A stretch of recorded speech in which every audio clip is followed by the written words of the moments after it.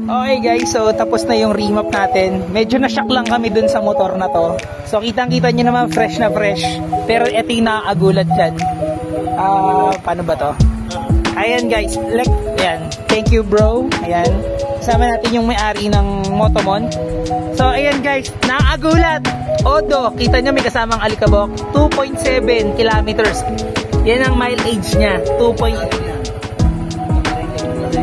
27 pala, 27 kilometers. Grabe. Guys, ayan yung bago ng Sniper 155. O, kitang-kita nyo naman. Ito yung bagong kulay, orange yung mags. Ay, nako na. Hindi namin expect yun kasi kanina patayan. So, niremove na agad namin yung flarings niyan. After nun, tanggal ECU, di na namin binuksan. So, tapos na ni Doc Steve, i-remap to. Ayan, kitang-kita nyo naman. Tapos, syempre, ang shocking moment, it's 27 kilometers Odo.